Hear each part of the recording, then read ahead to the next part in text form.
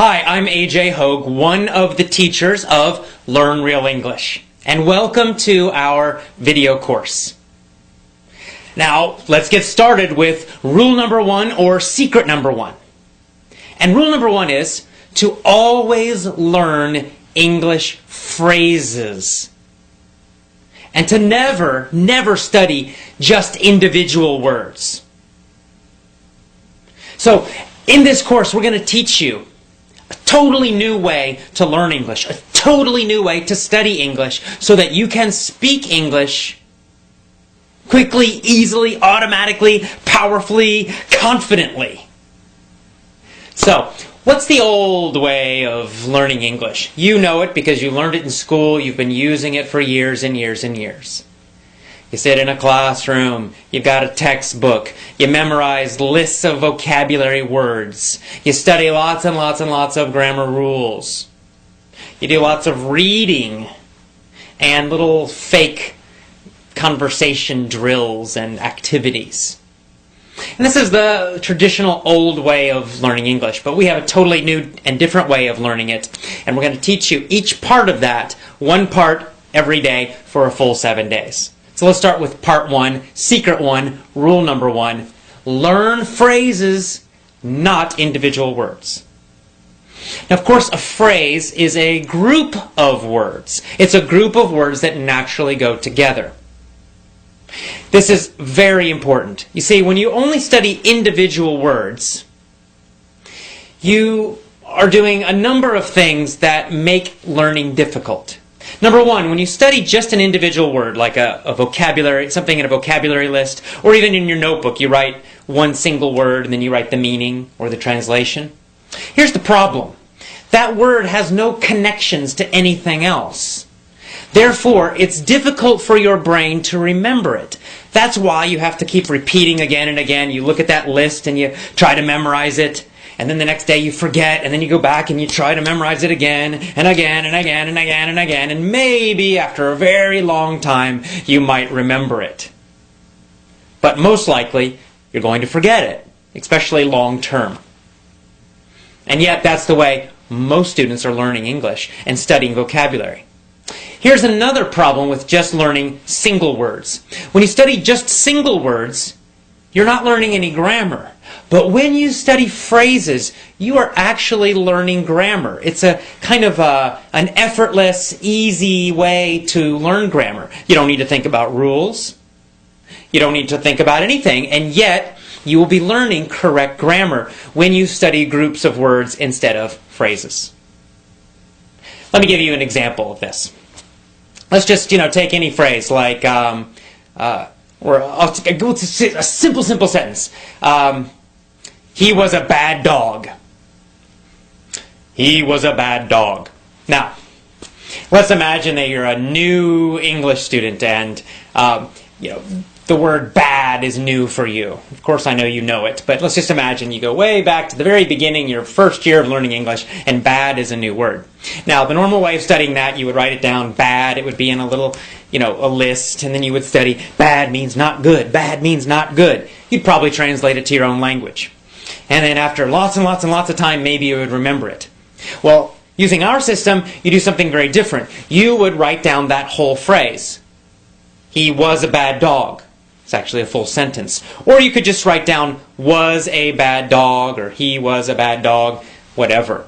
And then every single time you study or review, you would always study the full, complete phrase. You would never just study that word bad. You would study the whole thing.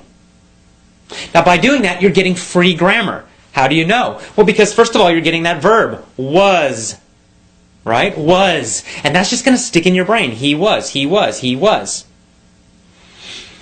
You're also learning articles. You don't need to remember what that means. You don't have to even worry about it. And yet you know that it's correct to say, in this situation, a bad dog. He was a bad dog. Some people say a. He was a bad dog. Both pronunciations are correct. So he was a bad dog. He was a bad dog.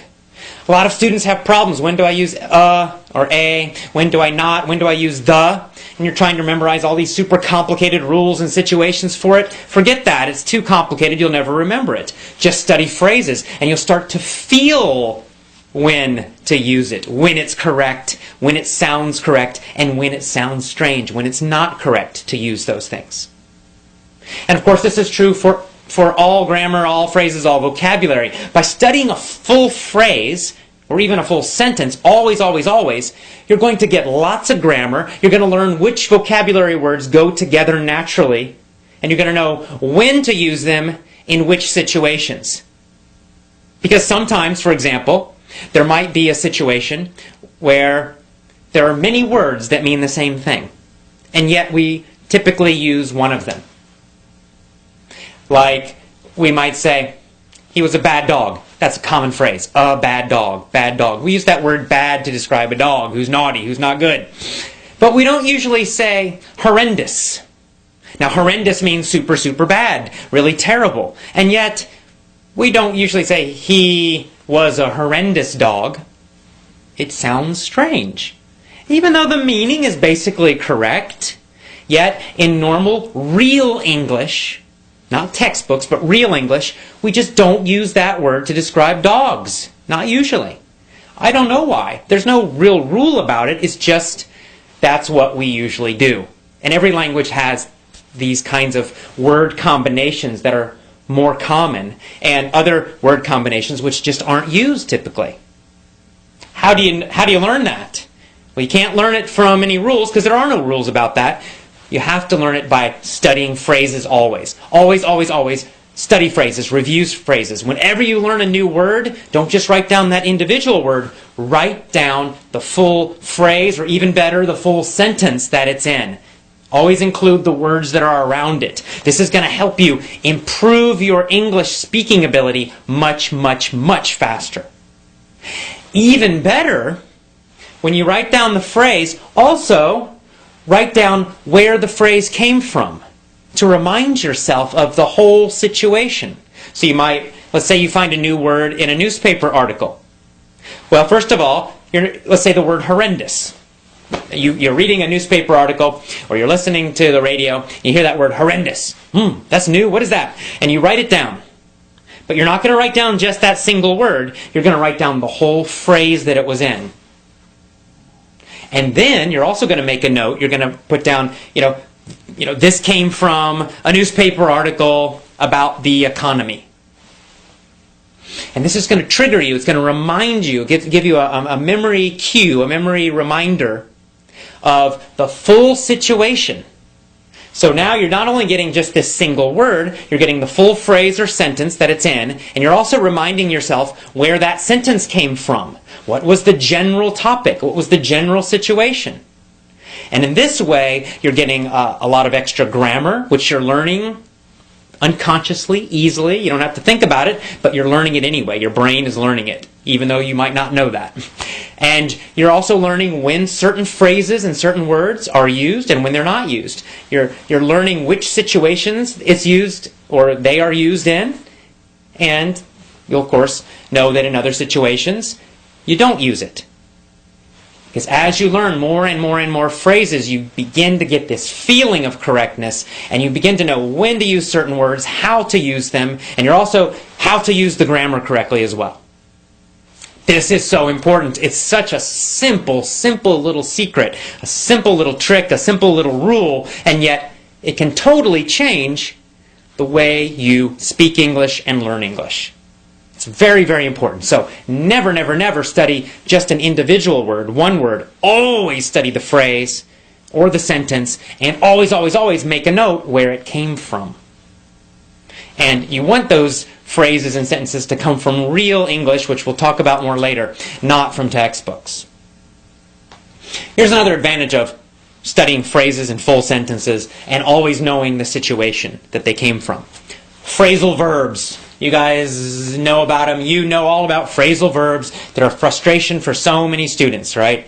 To be knocked out or knocked up have totally different meanings, right? Knocked out is a phrasal verb. It's a two-word verb. It's a verb phrase.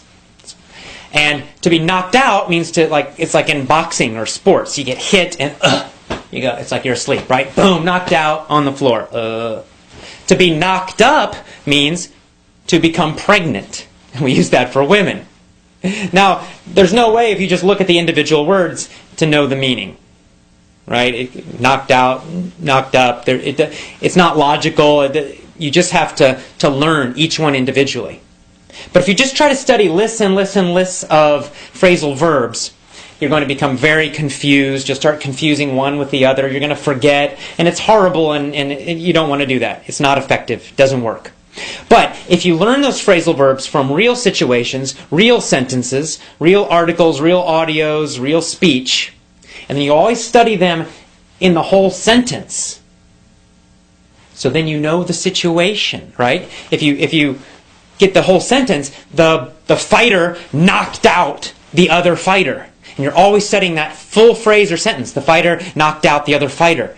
You're going to just naturally know. You got that word fighter in there. Helps you to remember the situation. And it helps you to remember the meaning of that phrase, knocked out. Or you could say, the woman got knocked up by her boyfriend. Right? So now you're like, oh yeah, boyfriend. It gives you a clue, gives you an idea of the meaning of that phrase. And you'll know that you always use that phrase in situations that describe pregnancy. This is much better than studying lists and lists and lists of phrasal verbs. So, what's our first rule? What's our first secret? Always, always, always study phrases, groups of words. Always write down a note about where the phrase came from to remind you of the situation. And no more, never again, study just individual words. And that's all. That is powerful secret number one, rule number one for learning to speak fantastic, amazing English. Start using this rule immediately today. Okay? We'll see you tomorrow for rule 2. Bye-bye.